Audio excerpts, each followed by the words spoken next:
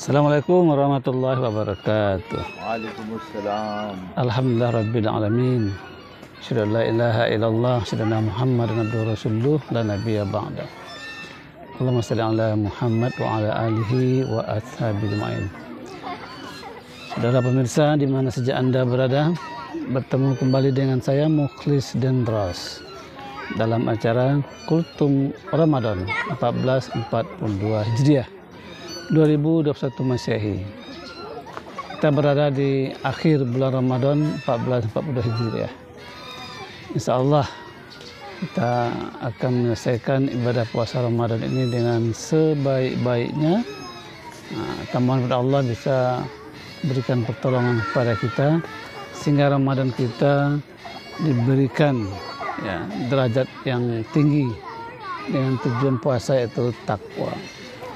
Ya ayyuhallazina amanu kutiba alaikumusiyam kama kutiba alal ladzina min qablikum la'allakum tattaqun. Hai orang-orang beriman, diwajibkan kepada kamu berpuasa sebagaimana diwajibkan pada orang-orang sebelum kamu agar mencapai derajat takwa. Karena kita berada di akhir Ramadan, maka pembicaraan kita pada kesempatan ini adalah ada 6 kesucian, yaitu di hari raya. Kita sudah mencapai derajat takwa insya Allah di bulan Ramadan. Tapi kita perlu juga menjaga kesucian itu sampai masuk Syawal dan datang lagi Ramadan. Nah, sebagai muslim kita wajib untuk menjaga beberapa hal agar puasa Ramadan itu hasilnya nampak di luar bulan Ramadan. Karena ibarat sebuah training, hasil training itu akan dinilai baik kalau andai kata bisa diaplikasikan setelah training dilaksanakan. Begitu juga Ramadan merupakan syahrut tarbiyah, bulan pendidikan, yang hasilnya kita lihat nanti setelah Ramadan berakhir sampai datang lagi Ramadan. Ada 6 kesucian yang perlu kita jaga. Yang pertama, suci dari hawa nafsu. Ya, karena tekan hawa nafsu itu cenderung mengajak manusia kepada kejahatan. Sebagaimana firman Allah, inna nafsa la'amaratun bisu illa ma rahima rabbi. Karena sesungguhnya nafsu itu selalu menyuruh kepada kejahatan, kecuali nafsu yang diberi rahmat oleh Allah. Jadi nafsu kita itu selalu mengajak ke kejahatan. Dia tidak mengenal salah dan benar. Dia mengenal kalah, kalah dan menang. Ini nafsu. Nafsu itu pantang kelangkahan. Dia tidak pernah bicara masalah kebenaran. Maka seorang muslim ketika Ramadan berakhir, dia harus mengekang kembali nafsunya itu, menjaga lagi, mengendalikan lagi nafsunya. Nafsu itu tidak bisa disingkirkan, tapi dikendalikan. Begitu juga untuk pengendaliannya harus sesuai dengan amal yang kita lakukan di bulan Ramadan. Di antaranya juga puasa. Sehingga puasa itu tidak hanya di bulan Ramadan. Ada puasa nazarnya, puasa sunnahnya, bahkan di bulan Syawal ada 6 hari puasa. Yang nilainya kalau kita berpuasa itu sama dengan 1 tahun berpuasa. Jadi di luar bulan Ramadan kita menjaga nafsu kita agar terkendali, agar dalam kondisi baik sehingga tidak memperturutkan hawa nafsu. Menjaga kesucian diri kita dari rongrongan hawa nafsu. Yang kedua, kita menjaga diri kita dari dosa, sehingga diharapkan seorang muslim setelah berpuasa mencapai derajat takwa, maka di akhir Ramadan dia sampai kepada kualitas fitri, yaitu fitrah.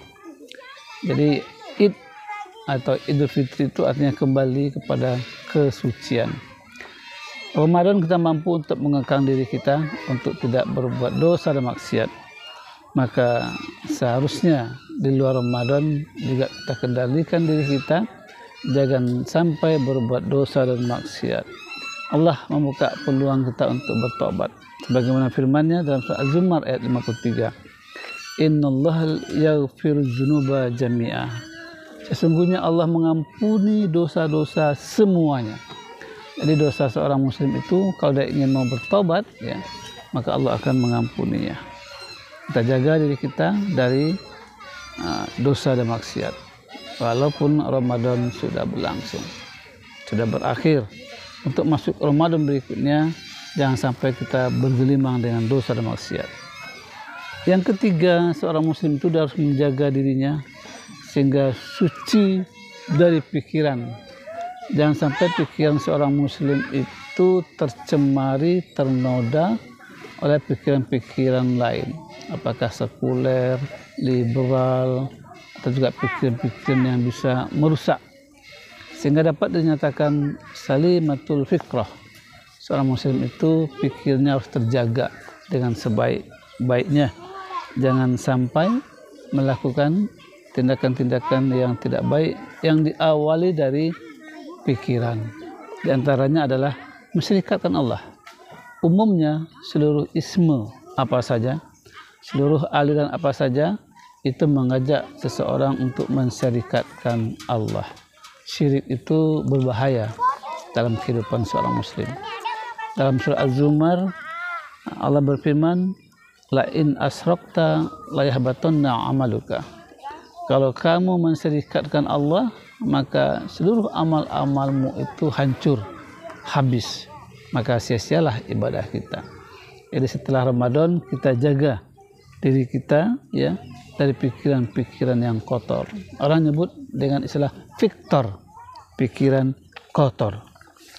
Yang keempat, suci dari niat. Innamal a'malu binniyat.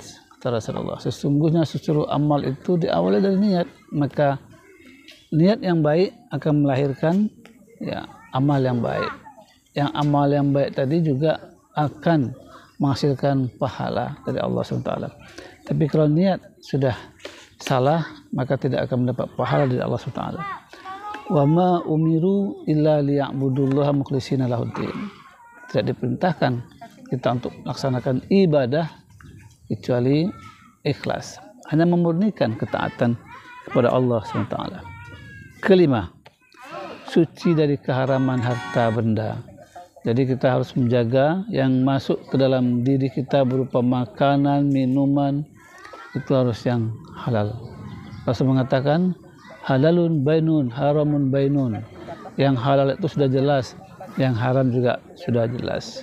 Maka kita seorang muslim harus memilah dan memilih makanan yang halal untuk dikonsumsi. Nanti kata Rasulullah di padang mahsyar, ada beberapa yang akan dipertanyakan pada manusia tentang dirinya, tentang usianya, tentang hartanya. Nah, tentang harta ini dua hal ditanyakan yang harus dipertanggungjawabkan. Dari mana diperoleh dan kemana dibelanjakan. Wa kulu mimma razaqakumullah halalan thayyibah. Dan makanlah makanan yang halal lagi baik dari apa yang telah Allah rezekikan padamu. Jadi tidak ada istilah kita untuk memilih makanan yang haram, karena yang halal saja sudah banyak diberikan oleh Allah SWT. Tinggal kita untuk memilihnya. Yang keenam, suci dari najis. Nah, sebelum kita melaksanakan ibadah, maka diri kita yakinkan sudah suci dari najis, dari hadas, sehingga pelaksanaan ibadah itu dalam keadaan baik. Saudara pemirsa di mana Anda berada, sebagai penutup, jangan sampai ibadah puasa kita itu sia-sia. Seperti seseorang yang sudah menenun selembar kain, sudah mati-matian dan tenun kain itu dari hari ke hari, dari malam ke malam, tapi ketika kain itu sudah terhampar, sudah baik, sudah jadi, lalu dia buka kembali, dia urai kembali kain itu. Sebagaimana digambarkan oleh Allah SWT dalam surah An-Nahl ayat 92. Wala takunu kallati naqadat ghuzlaha min ba'di quwwatin ankasa.